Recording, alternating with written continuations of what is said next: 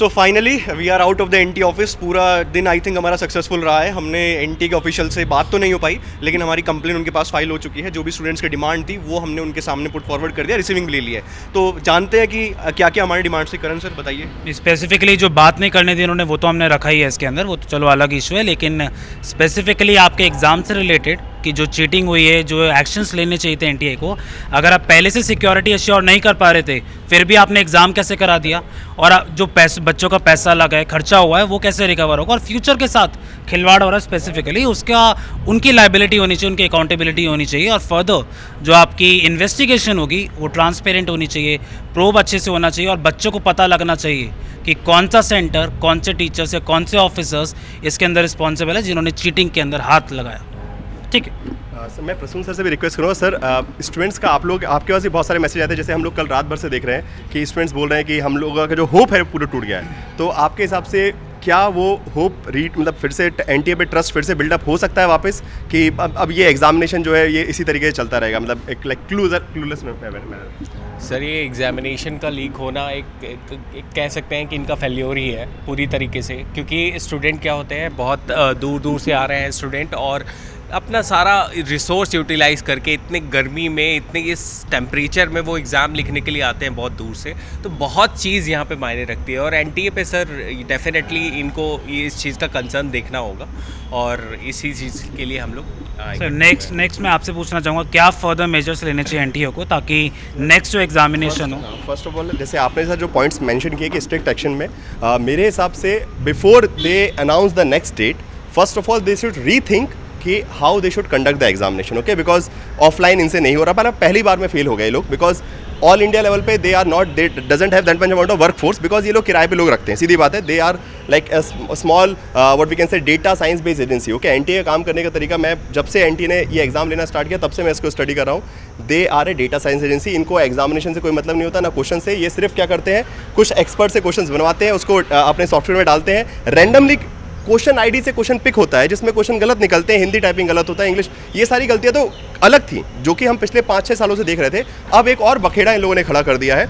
सो मेरे हिसाब से फर्स्ट इनको सोच लेना चाहिए कि ये करवा सकते हैं कि नहीं, तो बोलते हैं कि भैया हमसे नहीं होगा, because it's a big examination. Almost like UPSC में जितने बच्चे बैठते हैं, 9 लाख बच्चा, 10 लाख बच्चा आपका फॉर्म भर रहा है, आप करोड़ों रुपये कमा रहे हो, ऑथेंटिसिटी आपकी अकाउंटेबिलिटी के नाम पे आप रत्ती भर भी नहीं हो। तो पहले सोच लें, हम लोग थोड़ा वेट कर लेंगे, 1 महीने वेट कर लेंगे स्टूडेंट, पहले सोच समझ के फिर डिसाइड करें कि हाँ हमारे पास इतनी खूबियत है कि हम एग्जाम करवा सकें, तो करवाए, नहीं तो अपना हाथ जोड़ ले, वहाँ पे चले जाएं, माफ़ी जरूर मांग के जाएं। जो भी है, मेरा तो ये मानना है, पहले स्टूडेंट से माफ़ी मांगे कि हाँ हम इस नाकामयाब रहे इस एग्जाम को करवाने के लिए, हमने आपका पैसा खा लिया, पैसा वापस किया जाए और फ्री में सब बच्चों का एग्जाम करवाया जाए। ये मेरी डिमांड है कि सारे बच्चों का पैसा जो है अकाउंट में आए, वापस रिटर्न हो, और फ्री में फिर सारे बच्चों का। This should be the right way. Okay, कि ठीक है, नुकसान जो हुआ एटलीस्ट उनका ट्रैवलिंग अलाउंस वगैरह तो आप वापस नहीं कर सकते, बट एटलीस्ट उनकी जो फीस है वो पूरी रिफंड हो, और उसके बाद फ्री में सभी बच्चों का एग्जाम नेक्स्ट टाइम करवाना चाहिए। मेरे हिसाब से मेरी डिमांड है।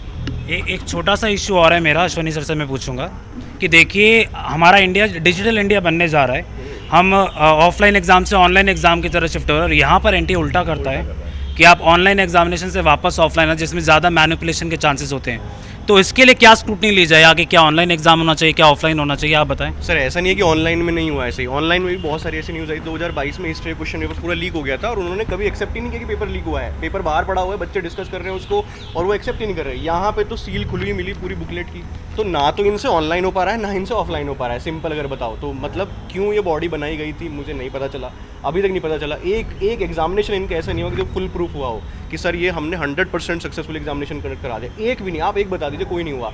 महीने एग्जामिनेशन चल रहे हैं, चलो इन्होंने इस बार ये ठाना कि एक दिन में एग्जामिनेशन कंडक्ट करते हैं, लेकिन कैसा एग्जामिनेशन कंडक्ट करा आपके सबके सामने है। तो मुझे तो नहीं लगता कि एनटीए के बस की एग्जामिनेशन कंडक्ट कराना है। जैसे प्रद्युमन सर ने बताया, तो किराए पे लोगों को उठाते हैं और उनको पैसे देते हैं और काम कराते हैं। तो एक ऐसी फुल फ्लेज बॉडी होनी चाहिए जैसे खुद के लोग हों, कि फुल टाइम है वो एम्प्लॉइज़ एंड फिर वो एग्जामिनेशन कंडक्ट करा रहे हैं, तभी हो पाया कुछ, अदरवाइज इनसे तो नहीं होने वाला। ऑल्सो शेड्यूल वगैरह क्या जारी करेंगे, अभी तक मैम ने कुछ ऊपर बात नहीं किया, जो उनको बताना चाहिए थे कि क्या होना चाहिए। सो लेट्स देखते हैं कि क्या होता है, एनटीए का क्या नोटिफिकेशन आता है। जिस हिसाब से एलिगेशंस आ रहे हैं, जिस हिसाब से स्क्रूटनी इनकी हो रही है या अकाउंटेबिलिटी ये नहीं ले रहे, उस हिसाब से मुझे लगता है कि एनटीए को डिसॉल्व कर देना चाहिए।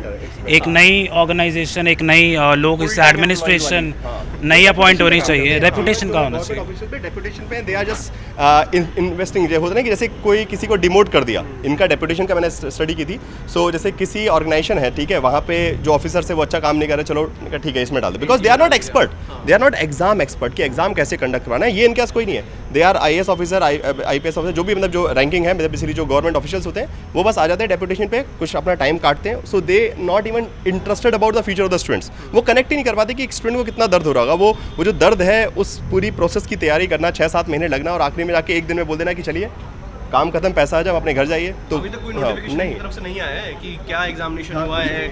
इन्होंने सक्सेसफुल का नोटिफिकेशन डाल दिया कि हमने सक्सेसफुल एग्जामिनेशन कंडक्ट करा दिया है, 80% अटेंडेंस थी। UGC चेयरमैन उन्होंने भी डाल दिया। मतलब वो UGC चेयरमैन मुझे लगता है बस ट्वीट के लिए आते हैं, एक ट्वीट करके, अब तो लिंक्डइन में पोस्ट करते हैं, तो लिंक्डइन में पोस्ट करके वो चले जाते हैं, फिर उसके बाद उनका कोई बयान कुछ नहीं। स्ट्रिक्ट एक्शन लिया जाए, जिस भी सेंटर पे गलती हो वहाँ की क्लियर इन्फॉर्मेशन दी जाएगी क्यों एग्जाम, बिकॉज अभी जो इन्फॉर्मेशन हम लोग के पास है ये बहुत वेग है कि because of some scrutiny and something they have cancel the like integrity of the examination, ये सब फालतू बातें बोल के कैंसिल कर दिया है। बट एग्जैक्ट इन्फॉर्मेशन दी जाए, कौन से सेंटर में, कहाँ पे, कौन रिस्पॉन्सिबल है, पहले उसकी detail, so that there should be a transparency. Okay, वो है पहली बात। तो दूसरी बात, जो नेक्स्ट अब एग्जाम री एग्जाम होगा, बिकॉज री नेट होना ऑब्वियसली बात है, करवाना पड़ेगा आपको, तो उसको कैसे फुल प्रूफ बनाएंगे without any problem and make it easy for the students also, कि उनको जो परेशानी पहले झेलनी पड़ी है फिर से वो परेशानी ना झेलनी पड़े, और उसको फुल प्रूफ रखा जाए सिस्टम को, और एक ट्रांसपेरेंट वे में एग्जामिनेशन हो सके। बस this is the major demand.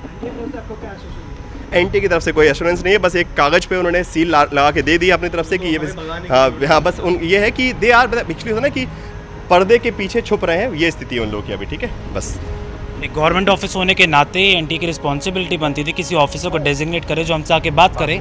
कम से कम कोई ऑम्बड्समैन होना चाहिए अगर हम करप्शन के खिलाफ कोई कंप्लेंट रेज करना चाहते, तो ऐसा कुछ भी कोई ग्रीवेंस रिड्यूसल मैकेनिज्म नहीं है। कोई कंप्लेंट भी मतलब हमने लड़ के लिया है कि हमें कंप्लेंट तो फाइल करने दो एटलीस्ट, वो तो हमसे किसी से बात भी नहीं करने दे रहे, कंप्लेंट भी नहीं करने दे रहे। नहीं, इनफैक्ट अभी 1 बज रहे हैं और वो कह रहे थे ऑफिस में कोई है ही नहीं, कोई है ही नहीं ऑफिस के अंदर। बताइए, ये भी है, ये है हमारे गवर्नमेंट ऑफिशियल जो ऑफिस के अंदर आए ही नहीं है। चलिए दोस्तों, तो फिर आप लोग कनेक्टेड रहिए, बाकी इस लड़ाई में हम साथ रहेंगे, ठीक है, बिकॉज जब साथ पढ़ाई की है तो साथ लड़ना भी है, और हमारा बस ऑब्जेक्टिव ये है। देखिए, एग्ज़ाम तो फिर से होगा, ये बात सबको क्लियर है, बट अगली बार जब एग्ज़ाम हो तो फिर वो ट्रस्ट फिर से हम रीगेन कर सकें, फिर से भरोसा कर सकें कि UGC नेट एग्जामिनेशन हमारे लिए एक कैरियर अपॉर्चुनिटी है कि नहीं है। बिकॉज बहुत सारे स्टूडेंट्स तो सोचेंगे कि यार छोड़ो, यहाँ तो भरोसा ही नहीं है, तो वो सिचुएशन आ सके। इसलिए हमको, अगर आप चाहते हैं कि you need to develop academic career, अगर आप चाहते हैं कि आपको प्रोफेसर बनना है, आपको रिसर्च करनी है, और वो ट्रस्ट तभी आ पाएगा जब वापस ये इस एग्जामिनेशन की इंटीग्रिटी, और वो हमारे हाथ में, इनके भरोसे कुछ भी मत बैठिए। ये बिल्कुल बोल सकते हैं कि लाइक बहुत इर्रिस्पॉन्सिबल बॉडी है, हमको इनके ऊपर चढ़ना पड़ेगा, इन पे दबाव बनाना पड़ेगा, तब जाके ढंग से एग्जाम करवाएंगे। तो बस आप लोग का सपोर्ट चाहिए, आप लोग पूरी तरीके से लगे रहिएगा, जितनी जगह हो सके शेयर कीजिए, ट्विटर पे, यूट्यूब पे, जब जितना हो सके शेयर कीजिए, अपने दोस्तों को बताइए, उनसे बोलिए इस मुहिम में जुड़िए। आज हम आए हैं, कल और आना पड़ेगा तो फिर हम आएंगे, बट आप लोगों को भी साथ आना पड़ेगा। Thank you so much.